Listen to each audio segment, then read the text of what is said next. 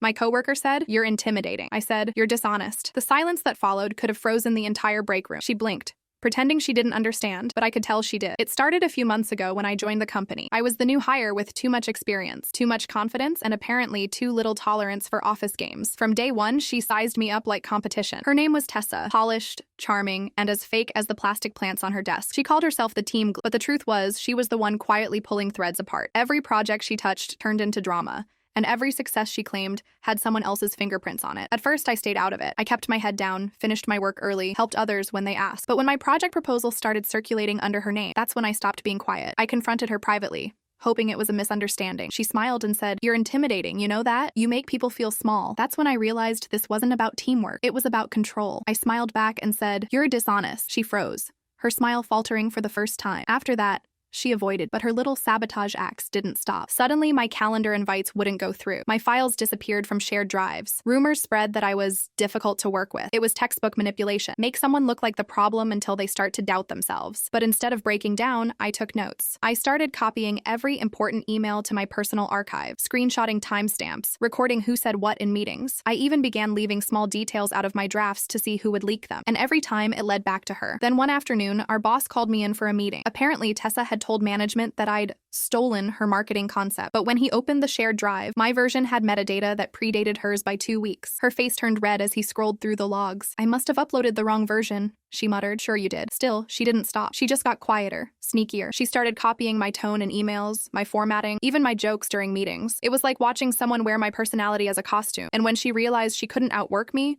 she tried to outshine me socially, planning team lunches without inviting me, whispering jokes across the table, but I let her because I knew the audit was coming. When our department head announced an internal review after a major client complaint, I already had everything ready. The client's feedback pointed directly to errors in Tessa's corrections of my work. I compiled a detailed report of the timeline, emails, drive history, even Slack screenshots. When HR called for documentation, I didn't flinch. I handed over everything. A week later, Tessa didn't show up for work. Her badge access was revoked. HR issued a company-wide reminder about intellectual property and ethical collaboration. She had been rerouting client data, falsifying updates, and pocketing vendor incentives. The entire office buzzed for days, but I stayed quiet. When my boss thanked me privately for my professionalism, he said something I'll never forget. "You handled that like a leader." Integrity can be mistaken for intimidation, but people eventually learn the difference. The next morning, people started stopping by my desk, not to gossip, but to ask for advice, to thank me for standing my ground. I didn't realize how many others she'd silenced. Some even said they thought about quitting because of her. And that's when it hit me. Being intimidating wasn't a flaw. It was just confidence that made insecure people nervous. So now, when someone says I'm intimidating, I smile. Because what they really mean is, you can't be manipulated. And that's a reputation I'm proud to keep.